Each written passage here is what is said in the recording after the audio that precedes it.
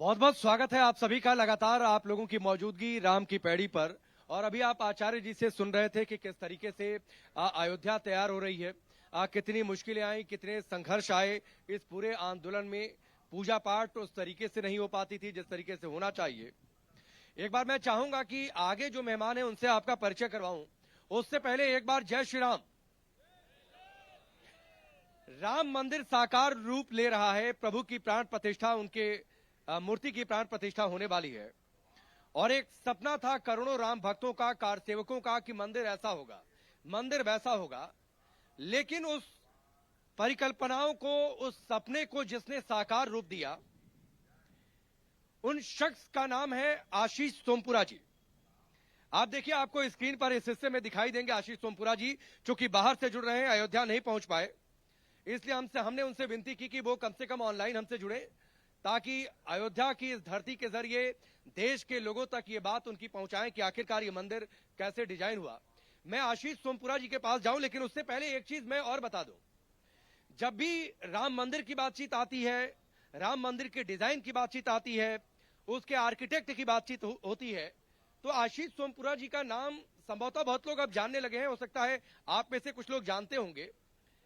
लेकिन इस देश के एक और बड़े मंदिर की जब बातचीत आती है, सोमनाथ मंदिर की बातचीत आती है, तो आशीष सोमपुरा जी के दादाजी ने उस मंदिर को डिजाइन किया था।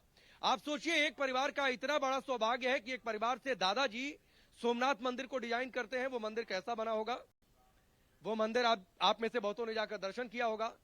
उसी परिवार से उन दादाजी के पोते राम मंदिर को डिजाइन करते हैं, आर्किटेक्ट करते हैं, और वो मंदिर अब धीरे धीरे साकार रूप ले रहा है। इसीलिए देखिए, आशीष सोमपुरा जी को जरा स्क्रीन पर डालिए और बहुत जोरदार तालियों से आप सभी लोग उनका स्वागत करिए।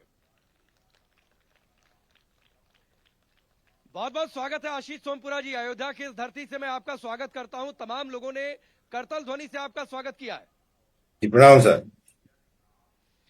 आशीष सोमपुरा जी, सबसे पहला सवाल तो मैं आपके सामने यही रखता हूं कि किस तरीके से मंदिर के डिजाइन ने साकार रूप लिया, कहां से इसकी शुरुआत हुई, मंदिर कैसा होगा, किस डिजाइन का होगा, कितनी सुविधाएं, क्या कुछ बातें, शुरुआत कहां से हुई? सबसे पहले वहां से शुरू करिए।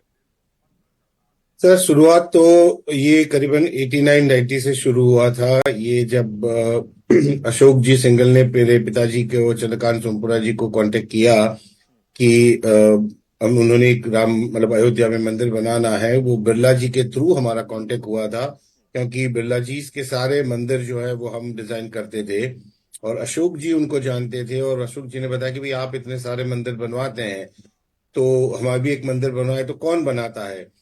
तभी बिरला जी ने ये इंट्रोड्यूस किया था कि ये परिवार है जो अहमदाबाद में, गुजरात में रहता है, और जिन्होंने सोमनाथ मंदिर का डिजाइन किया है उन्हीं के सब वंशज हैं, तो वो हमारा सब डिजाइन करते हैं।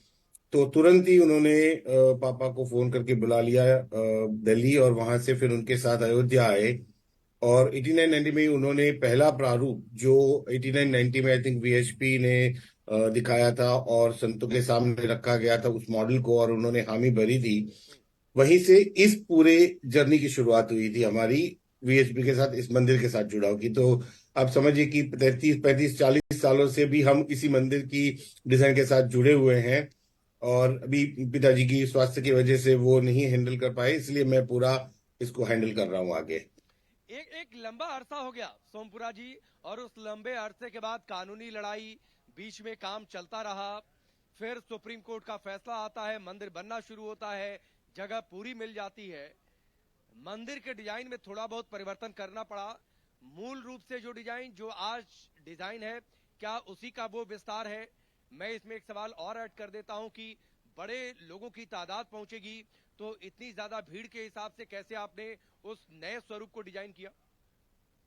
जी देखिए, वही था कि वो जो 89-90 में बना था उस टाइम पे वीएचपी ने 1-1 रुपया सबसे लिया था, और उसी पैसे से करीबन 50 से 60 हजार घन फुट का काम तैयार होके पड़ा था वहां पे, जो जिसका सबसे ज्यादा काम हुआ 92 से 96 के बिटवीन। फिर कार्यशाला में भी थोड़ा थोड़ा काम चलता रहा। और प्लस एक उस टाइम पे उन्होंने एक पैम्फलेट बनाया था जिसमें एक मंदिर के सारे एलिवेशन की फोटोग्राफ्स थी और राम लल्ला की फोटो थी, जो प्लस ये दूसरा चीज, और ये लाखों लोगों के पास वो था, और प्लस मीडिया में बार बार वही इमेज आ रही थी। तो ये एक तो पहले से कंफर्म ही था कि उस प्रारूप को चेंज नहीं करना है। जो लोगों के दिमाग, जो लोग इतने सालों से देखते आ रहे कि राम मंदिर बनेगा तो ऐसा होगा, तो उसको ज्यादा चेंज न करते हुए और इन पत्थरों को भी यूज करते हुए हमें एक नया डिजाइन, एक्सपांडेड डिजाइन बनाना था। तो उसी का जो पुराना डिजाइन था उसके अंदर गर्भगृह, गुड़ मंडप और रंग मंडप थे, जबकि नई डिजाइन में उसी के तर्ज पर विस्तार करते हुए आगे एक नृत्य मंडप और कीर्तन मंडप और प्रार्थना मंडप दोनों साइड में बढ़ाए गए, जिससे कि इसका ग्राउंड फ्लोर एरिया जो है बढ़ जाए, और इतने सारे लोग जो दर्शनार्थी आएंगे उनके लिए सुविधा प्रद हो जाए। क्योंकि हमारे मंदिरों में सब नॉर्मली ये होता है कि कुछ कीर्तन चलता है, कहीं पे कोई राम धुन गाता है, ये तो उसके लिए स्पेशली प्रार्थना के लिए और उनके लिए साइड में 2 मंडप दिए गए, और वहां पे वो लोग बैठ के वो सब राम धुन या प्रार्थना कर सकते हैं। और सामने वाली जो बे है जिसमें गुड़ मंडप, रंग मंडप और नृत्य मंडप आते हैं, वहीं से दर्शन इजीली लोग कर पाए, उसी की व्यवस्था के लिए पूरा एक्सपेंशन किया गया इसका। लेकिन वो ये कह सकते हैं कि जो पुराना डिजाइन था उसका एक एक्सटेंशन ही है।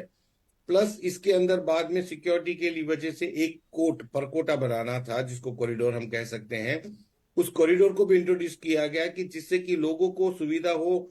अगर बहुत ज्यादा क्यूइंग है तो हम उस कॉरिडोर में पूरे, क्योंकि वो करीबन कॉरिडोर की लेंथ 450 से करीबन 600 मीटर का है, तो उसके अंदर भी क्यूइंग हो सके और मतलब आराम के तरीके से कितने भी लोग आ सके, वहां पे दर्शन कर सके आराम से, इसके लिए इसका पूरा प्रारूप बनाया गया।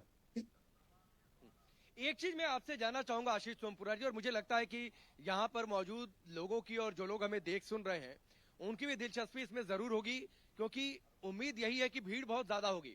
जैसे मंदिर आम लोगों के लिए खुलेगा, नया और दिव्य मंदिर, भव्य महल, तो लोगों की भीड़ वहां पर टूट पड़ेगी प्रभु के दर्शन करने के लिए, दिव्य महल बना कैसा है वो देखने के लिए। तो भीड़ को एकोमोडेट करने के लिए आपने डिजाइन में क्या कुछ खास प्रावधान किए हैं? दूसरी एक चीज और है, क्योंकि आप जाइए बड़े मंदिरों में तो अक्सर ऐसा होता है कि वहां पर कर्मी इस बात के लिए भी लगे होते हैं प्रबंधन की ओर से कि आप लोग दर्शन करिए और लाइन से निकलते चलिए, बहुत ज्यादा भीड़ मत लगाइए, बार बार ये अनाउंसमेंट भी होती है। अगर कोई चाहे कि हम मंदिर में बैठकर थोड़ी देर प्रभु की आराधना कर सकें, थोड़ी देर वहां पर बैठ सकें, तो इसके लिए क्या कुछ आप लोगों ने डिजाइन में किया है, जरा वो भी बताइए। नहीं, जैसे मैंने बताया पहले कि जो 3 मंडप, मतलब 2 मंडप थे उसकी जगह 5 मंडपों पे किया गया, तो एक साइड पे प्रार्थना मंडप और एक साइड पे कीर्तन मंडप किया गया है। और फ्रंट से लाइनअप जो जैसे जाएगी और वहां से दर्शन करके वापस आएगी, तो अगर किसी को थोड़ी देर प्रार्थना करनी है तो वो प्रार्थना मंडप पे जाके आराम से प्रार्थना कर सकता है। और अगर कोई धुन या भजन चल रहा है तो वो बाजू के कीर्तन मंडप में जाके वहां पे भी बैठ के वो उस चीज को आराम से कर सकता है। और बाकी जो दर्शनार्थी है जो सिर्फ दर्शन करने आए हैं, वो दर्शनार्थी को कोई प्रॉब्लम नहीं हो उसके लिए ही ये व्यवस्था की गई है। और इसमें जैसे पता कि क्राउड मैनेजमेंट के लिए स्पेशली राइट्स, जो रेलवे की हमारी बहुत बड़ी संस्था है, उन्होंने भी उस पर पूरा अध्ययन करके उनके साथ बैठ के जो भी चेंजेस करने थे या जो भी मूवमेंट करनी थी, वो सारी चीजों का इनकॉर्पोरेट करते हुए इस डिजाइन को बनाया गया है। तो ये मैं मानता हूं कि कम से कम असुविधा हो यात्रियों को, इसी तरह का ये डिजाइन बना है। अच्छा, 2 चरण में पूरा राम मंदिर निर्माण का कार्य, अगर मैं उसको उस हिसाब से आपसे जानना चाहूं, एक तो कोर्ट के फैसले के पहले और एक दूसरा कोर्ट के फैसले के बाद, क्या परिवर्तन रहा, दोनों दौर को आप कैसे देखते हैं? और साथ ही कोर्ट के फैसले आने के बाद राम मंदिर निर्माण का कार्य किस तरीके से आगे बढ़ा? जैसे कोर्ट के फैसले के बाद तो जब 92 से 96 में बहुत स्पीड में काम चला था, उसके बाद 96 के बाद काम बहुत स्लो हो गया था, क्योंकि उस टाइम पे ज्यादा जो पिंडवाड़ा की 2 कार्यशालाएं थी वो भी बंद हो गई थी, और अयोध्या की कार्यशाला में ही कुछ 15-20 कारीगर लोग काम कर रहे थे। तो उस टाइम पे ऐसा लग रहा था, और फिर स्पेशली पापा को ये लग रहा था कि शायद उनके जीवन काल में ये मंदिर बने या ना बने। तो ये थोड़ा सा उस टाइम पे असमंजस भी, क्योंकि ये फिर ये एक ही तरह का इश्यू हो गया था कि जब मतलब इलेक्शन हो तभी इस इश्यू को उठाया जाए, वापस इस इश्यू को बंद कर दिया जाता था। तो ऐसा लग रहा था कि ये मंदिर बनेगा या नहीं बनेगा।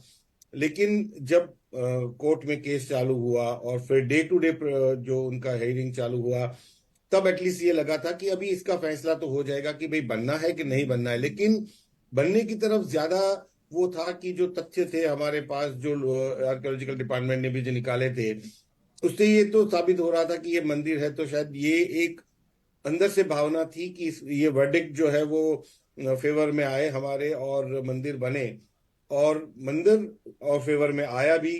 और उस दिन बहुत खुशी हुई थी कि चलिए इतने सालों से जो हम एक ड्राइंग को और एक हमारी डिजाइन को हम लोग पेपर पे देख रहे थे, वो अभी प्रारूप बनेगा, उसका एक सही में स्वरूप बनेगा। तो वो उसकी एक बहुत बड़ी खुशी थी हमारे बीच। और उसके बाद जब गठन हुआ, गठन के बाद हम ट्रस्ट का गठन हुआ जो जैसे कोर्ट ने बताया, और उसके बाद ये पूरा एक सिलसिला चला कि कैसे काम करना है आगे। अच्छा, कई सालों से चूंकि ये काम आप एक प्रारूप उसका पहले से तैयार था। हमने वो भी तस्वीरें देखी हैं जब ईंट लोग लेकर आए अयोध्या, राम नाम लिखकर लाए, बहुत पहले से यहाँ पर पत्थरों को जमा किया जा रहा था, उन सभी का इस्तेमाल इस दिव्य मंदिर में। जी बिल्कुल, इसी वजह से ये पहले से था कि जो लोगों की भावना है, जो सारी शिलाएं हैं, उनके भी हम लोगों ने फाउंडेशन के अंदर यूज किया है। प्लस जो पत्थर यहाँ पे गढ़ाई करके पड़े थे उनको भी यूज करना था। इसीलिए उस जो प्रारूप था उसको हमने बेसिक प्रारूप को चेंज नहीं करते हुए उसका एक्सटेंशन करके इस जो भव्य मंदिर अभी आप देख रहे हैं, तो वो पुराने डिजाइन का एक एक्सटेंशन होके इसका डिजाइन बना है। तो सारे के सारे जो पत्थर थे वो सब यूज हो गए इसके अंदर। अच्छा, ठीक है। एक चीज और है, चूंकि जब से मंदिर निर्माण तेज गति से शुरू हुआ कोर्ट के फैसले के बाद, तो चर्चा हुई कि दिव्य मंदिर होगा, भव्य होगा, बेजोड़ होगा।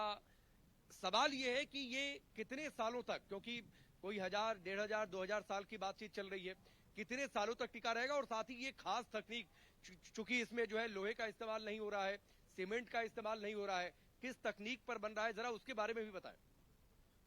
ये हमारे जो पुराने मंदिर बने हैं, इंटरलॉकिंग सिस्टम के ऊपर से जो एक दूसरे के ऊपर पत्थर लगाए जाते हैं, उसी सिस्टम से बना है। और लोहे को शुद्ध धातु माना गया, और लोहा अगर यूज करते हैं तो अगर आरसीसी की आप लाइफ स्पान देखें तो वो 80 से 100 साल तक की होती है, उससे ज्यादा फिर कोरोजन लगने लगता है उसको, इसीलिए ड्यूरेशन ज्यादा होता है उसका। तो ये एक नेचुरल मटेरियल स्टोन से ही बना है, जिसमें इंटरलॉकिंग सिस्टम जो हजारों सालों से हमारे मंदिरों की कंस्ट्रक्शन की परंपरा है, उसी की तर्ज पे इसको बनाया गया है। और इसके अंदर बिल्कुल भी एक टुकड़ा भी लोहा यूज नहीं किया गया। और ये मैं आपको और आपके दर्शकों के लिए बता दूं कि ये शायद विश्व का पहला मंदिर होगा कि जिसका बनने से पहले 3D स्ट्रक्चरल एनालिसिस हो गया है, जो सीबीआरआई रुड़की ने किया है, कि 2500 सालों तक अगर किसी तरह की भी कैलेमिटी आती है, अर्थक्वेक आता है, तो इस मंदिर को कुछ नहीं होगा। बिल्कुल, ये आपने बड़ी बात कही। और देखिए, जैसे आपने कहा 2500 साल, तो यहाँ पर लोगों ने करतल ध्वनि से आपकी इस बात का स्वागत किया है। मैं एक चीज और, चूंकि शैली की बातचीत हो रही है, नागर शैली में इस मंदिर को बनाया जा रहा है, खासियत क्या है, नागर शैली को ही क्यों चुना गया आशीष जी? नागर शैली बेसिकली देखिए पूरे भारतवर्ष पे वैसे अगर शास्त्रों में देखा जाए तो टोटल 16 शैलियां है। लेकिन अभी एग्जिस्टिंग हम 3 शैलियों को बहुत अच्छी तरह से डिस्टिंग्विश कर पाते हैं।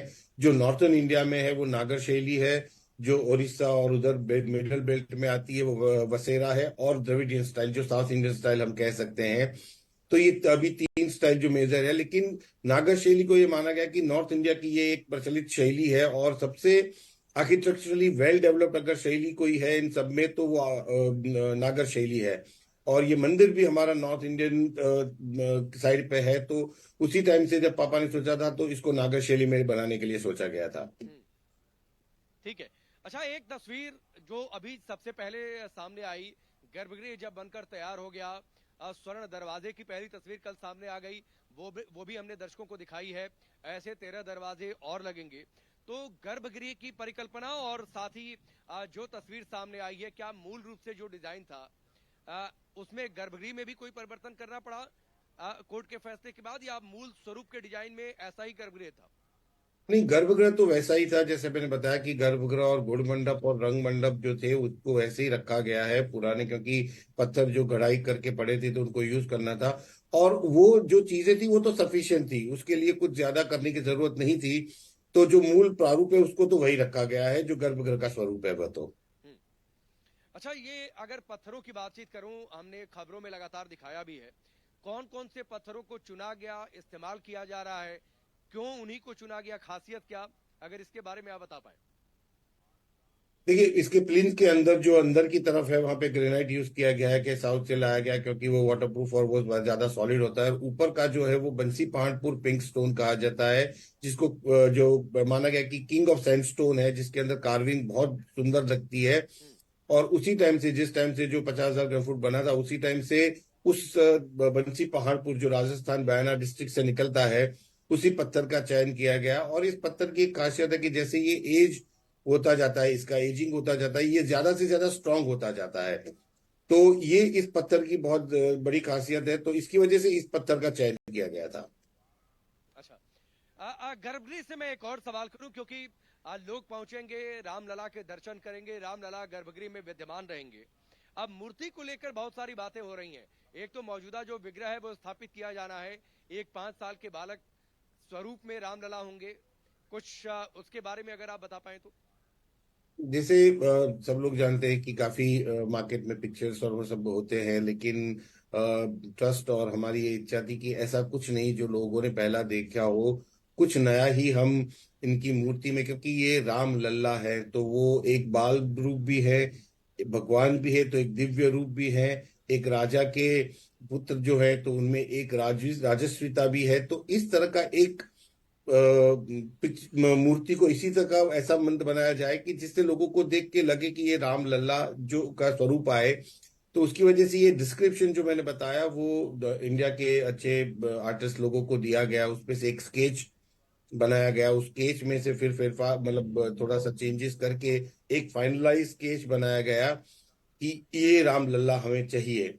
फिर उसी तरह से जो भारतवर्ष के बहुत अच्छे जो मूर्तिकार थे, उन लोगों में से 3 लोगों का चयन किया गया, और इन 3 लोगों को वो स्केच दिया गया कि इसमें से आप बनाए। लेकिन उनको भी एक फ्रीडम दी गई कि आप भी अपनी तरह से कुछ डाल सकते हैं, क्योंकि वो हजारों सालों से उनकी परिवार भी काफी सालों से मूर्ति बनाने का काम कर रहे थे।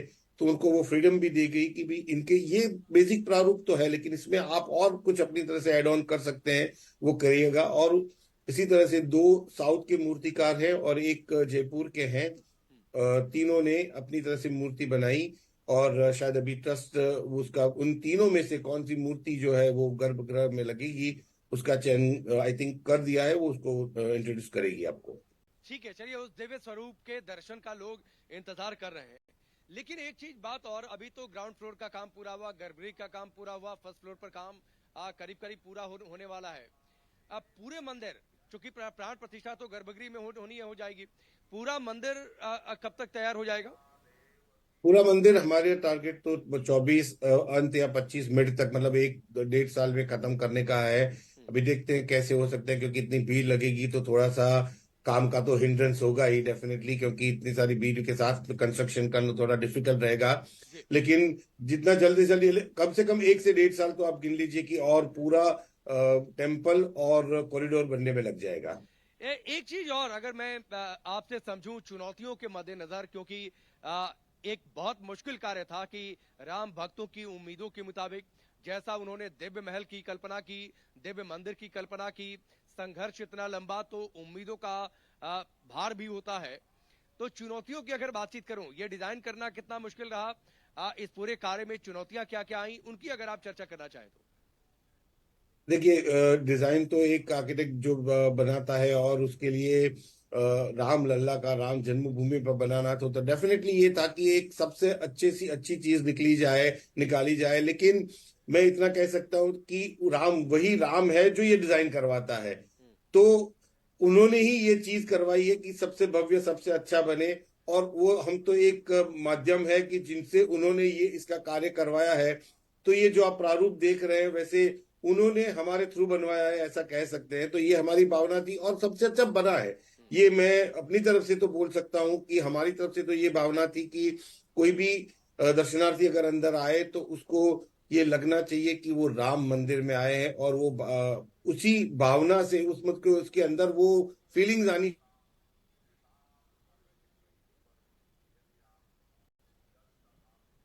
जी। और वैसे देखिए, चुनौतियों की बात करें, अगर इसके कंस्ट्रक्शन की अगर बात किया जाए, तो सबसे बड़ा जो प्रॉब्लम आया था हम लोगों को, वो फाउंडेशन में आया था। क्योंकि जब कोई सॉलिड सॉइल नहीं मिल रही थी हमें, तो वो उसके लिए सारे के सारे आईआईटी, हिंदुस्तान की बड़ी आईआईटीज के स्ट्रक्चर इंजीनियर्स और सॉइल एक्सपर्ट्स को बुलाया गया, और उनको जो फाउंडेशन डिजाइन जिसको बोलते हैं, उसका एकदम नए तरीके से इसका फाउंडेशन डिजाइन हुआ है, कि जिसको एक इंजीनियरिंग फील कहते हैं नॉर्मली। लेकिन इसका भी वो जो मिश्रण है, जो इंजीनियरिंग फील का मिश्रण बोलते हैं, वो ऐसा बनाया गया कि मतलब जैसे जैसे उसका एज बढ़ता जाए, वो it become like a rock. मतलब इसके नीचे पूरा एक रॉक तैयार हो जाएगा, कि जो इस पूरी मंदिर को स्टेबिलिटी देगा। तो ये सबसे बड़ा चैलेंज था हमारे लिए। अच्छा, आप थोड़ी देर पहले स्ट्रक्चर एनालिसिस की बातचीत कर रहे थे। अगर मैं ठीक हूं तो दुनिया का ये पहला शायद ऐसा मंदिर है जिसको लेकर 3D स्ट्रक्चर एनालिसिस किया गया है। जी बिल्कुल। अभी तक जो पुराने मंदिरों का ये लोग स्टडी करते रहते थे कि भाई कितना स्टेबल है, क्या है। और आर्कियोलॉजिकल डिपार्टमेंट, क्योंकि कई जगह पे जो मतलब खंडर जैसे बने हुए हैं, उनकी स्टेबिलिटी देखने के लिए वो लोग करते थे। लेकिन ये शायद पहला मंदिर होगा जो बनने से पहले इसका एनालिसिस हो चुका है, और इसके अंदर जो भी छोटे मोटे चेंजेस करने थे वो करके इसको 2500 साल तक के लिए इसको प्रूफ बनाया गया है। अच्छा, एक बात और, कुछ सवाल मैं और आपके सामने रखूं। अब मिलेंगे राम आज के कार्यक्रम का थीम है, और जाहिर सी बात है उन प्रभु राम से मिलने के लिए, उनके दर्शनों के लिए लोग बड़ी बेसब्री से इंतजार कर रहे हैं। हालांकि अब इंतजार बहुत ज्यादा रह नहीं गया है। आपके लिए व्यक्तिगत तौर पर 22 जनवरी कितनी बड़ी तारीख होगी? और खास तौर पर यह भी, जैसे मैंने इस बात की चर्चा की, लोग यहाँ पर तालियां बजाने लगे कि आपके दादाजी ने जैसे सोमनाथ मंदिर का जिक्र किया, को डिजाइन किया था, आप राम मंदिर को डिजाइन कर रहे हैं। तो एक व्यक्तिगत उपलब्धि भी आपके लिए बहुत बड़ी, ऐसा सौभाग्य बहुत कम लोगों को मिलता है, बहुत कम परिवारों को मिलता है। जी, ये हमारी सही में आप बता रहे हैं, बिल्कुल ठीक है। क्योंकि जो परिवार ने एक मंदिर जो आक्रांताओं से के बाद द्वारा तोड़ा गया, पहला मंदिर जो सोमनाथ था, और दूसरा जो ये राम मंदिर है, वो हमारे ही परिवार को मिला है।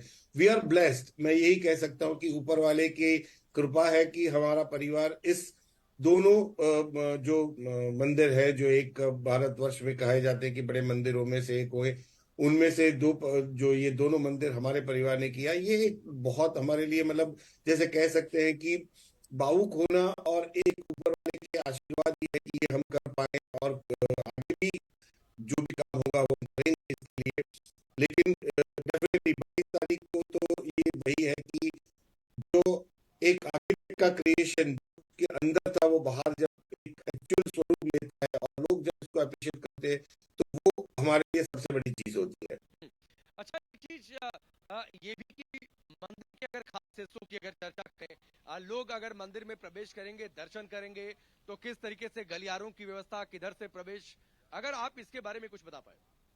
नहीं, जैसे ये ऑलरेडी अगर आप रामपथ से होते हुए, वहां पे एक पब्लिक फैसिलिटेशन सेंटर बनाया गया है, कि जहाँ पे भी आपको आपके सामान लगेज जो भी है वो वहां पे दे सके। फिर आपको आना है, और आपका सिक्योरिटी बन के जो मेन ईस्टर्न एंट्री है, जो ईस्टर्न परकोटा की जो कॉरिडोर की एंट्री है, वहां से आप एंटर करेंगे। और सीधा ही, अभी तो सीधा ही मंदिर में जाएंगे, क्योंकि अभी पूरा कॉरिडोर नहीं बना है। वरना आप कॉरिडोर का परिक्रमा करके, जो कॉरिडोर में 6 मंदिर बनाए गए हैं, उनके दर्शन करते हुए आप राम मंदिर में जाएंगे। और वहां पे राम लल्ला के दर्शन करेंगे ग्राउंड फ्लोर पे, और फर्स्ट फ्लोर के ऊपर राम दरबार के दर्शन करके आप साउथ साइड से बाहर निकलेंगे, और वहीं से आप पीएफसी में जाएंगे, या दूसरी जगह पे जा सकते हैं। एक परिक्रमा पथ की बड़ी चर्चा होती है सोमपुरा जी। परिक्रमा पथ पर सनातन के बारे में संदेश, बहुत सारी बातें, कुछ इसके बारे में बताएं परिक्रमा पथ को लेकर। जी, उसमें क्या था कि एक पूरे इतने बड़े खुले जगह पे मंदिर था, तो इसकी एक सिक्योरिटी का प्रॉब्लम आ रहा था। तो ये सोचा गया कि एक कोर्ट, इसलिए परकोटा बोला गया कि एक बनाई जाए जिससे इस टेम्पल की सिक्योरिटी की जाए। लेकिन फिर उसके अंदर सिर्फ कोर्ट बनाने की जगह एक कॉरिडोर भी बनाया जाए, जो पब्लिक को जब जब ज्यादा भीड़ हो तब उनको वहां पे भी घुमा के हम लोग मंदिर में ले जा सके। फिर साथ साथ में ये भी सोच आई कि भाई सिर्फ घुमाना, तो एक कॉरिडोर बनाना क्यों, तो क्या किया जाए। तो ट्रस्ट और सबने मिलके ये सोचा कि जैसे राम जी विष्णु के अवतार है, तो विष्णु पंचायतन के मंदिर होने चाहिए अंदर। हम्म। तो विष्णु पंचायतन, जिसमें हनुमान जी, गणेश जी, शिव, सूर्य और माँ दुर्गा आती हैं, तो उनके मंदिर भी वहां पे बनाए गए हैं। हम्म, और नॉर्थ साइड के ऊपर वहां पे पहले एक जगह थी, सीता रसोई करके। हम्म, तो जहां भी उस जगह पे ही हमने कॉरिडोर का पार्ट आता है, तो वहीं पे हमने इवन आज की उधर भी भगवान का भोग वहीं पे बनेगा। तो उधर अन्नपूर्णा माँ का भी मंदिर बनाया गया है। तो ये पूरा जो कॉरिडोर है उसका इस तरह से वैसा कि फिर एक साइड पे, बाहर की साइड पे ब्लैंक ब्लैंक वॉल थी, तो उसके ऊपर भी कुछ सोचा गया। तो काफी आइडियाज सब तरीके से, एक कार्ट कमिटी है हमारी, उसमें से काफी आइडियाज निकले। फिर ये सोचा गया कि नहीं, ये सनातन का एक सेंटर है, तो इसके अंदर सनातन धर्म के बारे में भी होना चाहिए। हम्म। तो पूरा सनातन के सब जो अच्छे बड़े प्रसंग हैं उनको ब्रास म्यूरल में हम बना के उसकी वॉल पर लगाया जाएगा, कि जिससे जब कोई दर्शनार्थी आता है तो वो पूरे सनातन धर्म का और विष्णु पंचायतन का दर्शन करते हुए फिर राम जी के पास जाएगा। जी। अच्छा, चूंकि एक बड़ा सफर रहा है जिसकी आप चर्चा कर रहे थे, जहां से राम मंदिर के डिजाइन का काम शुरू हुआ, आज राम मंदिर साकार रूप ले रहा है, अब बहुत कुछ उसमें निर्माण हो भी चुका है। अगर मैं किसी एक दो ऐसे मोमेंट की बातचीत आपसे करूं जिसे आप शेयर करें, शेयर करना चाहें हमारे दर्शकों के साथ, जो आपके लिए इस पूरे सफर में सबसे महत्वपूर्ण रहा हो, भावुक रहा हो, या फिर किसी दूसरे लिहाज से अगर आप उसकी चर्चा करना चाहें। नहीं, सबसे भावुक जो क्षण था वो तो वही था कि जब वर्डिक्ट आया और जब ये हुआ कि मंदिर बन रहा है, तो वो सबसे बड़ी हमारे लिए एक थी कि भाई जो 30 साल से हम लोग जिस प्रारूप को, जिस मंदिर को हम बनाने के लिए डिजाइन में पेपर्स पे हम लोग बनाते रहे थे, और अब वो रही में सही में साकार रूप ले रहा है। वो एक क्षण था कि वो सबसे बड़ी मूवमेंट थी हमारे लिए। हम्म। पत्थर, मूर्तियों, डिजाइन, सौंदर्यता, दिव्यता, भव्यता, इस लिहाज से, चूंकि आप शिल्पकार हैं और ये मौका बहुत कम मिलता है कि भगवान के घर को आपने डिजाइन किया, इस लिहाज से ये मंदिर कितना दिव्य होगा। क्योंकि देखिए, लोगों के दिमाग में आशीष जी परिकल्पना ये है कि त्रेता युग की भव्यता हो, सुविधाएं, चूंकि हम 21वीं सदी में हैं तो सुविधाएं भी हों, फैसिलिटीज भी हों, लाखों करोड़ दर्शक वहां पर पहुंचेंगे, श्रद्धालु वहां पर पहुंचेंगे दर्शनों के लिए, उनको तमाम सुविधाएं मिले, देखने में आधुनिक भी लगे। ये संगम कैसा होगा राम मंदिर परिसर में? नहीं, डेफिनेटली आपको पूरा का पूरा संगम मिला जाएगा, क्योंकि ये हम लोगों का जो डिजाइन है वो पूरा शिल्प शास्त्र के हिसाब से ही किया गया है। तो इसमें कोई शास्त्रों का बदलाव नहीं है। तो आप जो आध्यात्मिकता, और क्योंकि शिल्प शास्त्र में अगर मैं डिटेल में बताना चाहूंगा तो बहुत सारी चीज है, क्योंकि बहुत साइंस इसके अंदर इन्वॉल्व है। क्योंकि आप अगर कोई शास्त्रोक्त मंदिर में जाएंगे तो आपको एक वो फीलिंग मिलती है, आपको एक वो अलग से वाइब्स मिलते हैं। तो वो सारी की सारी चीजें भी आपको यहाँ पे मिलेगी। और प्लस इसके अंदर जो कि जैसे कि, जैसे आप बता रहे हैं कि जैसे डिसेबल्स के लिए आपको बहुत इजी रैंप्स मिलेंगे, कि वो लोग भी खुद अपने आप व्हील चेयर में जाके दर्शन कर सके। हम्म, हम लोहा यूज नहीं कर सकते थे, तो पीछे की साइड से कॉरिडोर में फर्स्ट फ्लोर पे भी जाने के लिए लिफ्ट की व्यवस्था की गई है, हम्म। कि जिससे कोई भी डिसेबल आदमी ऊपर जाके दर्शन कर सके। तो ये सारी की सारी मॉडर्न सुविधा है। प्लस इसके अंदर सबसे बड़ा लाइटिंग, आजकल बहुत इंपॉर्टेंट चीजें हैं, तो इसका भी बहुत अच्छी तरह से ध्यान रखा गया है कि इसका लाइटिंग कैसे हो। अगर रात को भी अगर कोई आए तो उसकी ब्यूटी और बढ़े, उस हिसाब से इसका लाइटिंग भी किया गया है। तो इसके अंदर मैं बताऊं कि एक एंशियंट आर्किटेक्चर और मॉडर्न आर्किटेक्चर का बहुत अच्छा कॉम्बिनेशन आपको देखने को मिलेगा। बहुत बहुत धन्यवाद आशीष सोमपुरा जी, हमसे जुड़ने के लिए, बातचीत करने के लिए, और बहुत बहुत आपको बधाई, बहुत बहुत शुभकामनाएं। और निश्चित तौर पर जो लाखों करोड़ राम भक्त हैं, वो वो आपको, वो उनके लिए आपके मन में शुभकामनाएं होंगी। वो आपको निश्चित तौर पर धन्यवाद इस समय दे रहे होंगे, क्योंकि आपने वो काम किया है जिसका इंतजार वो कर रहे थे, दिव्य महल बनकर तैयार हो जाए, दर्शन वो करें। तो इसलिए बहुत बहुत धन्यवाद, बहुत बहुत शुभकामनाएं। 22 तारीख निश्चित तौर पर, व्यक्तिगत तौर पर आपके लिए भी बहुत बड़ी होने जा रही है, और इस देश के लिए, करोड़ों राम भक्तों के लिए तो वो तारीख बहुत ज्यादा बड़ी होगी ही होगी। बहुत बहुत धन्यवाद। रुकेंगे एक विराम के लिए।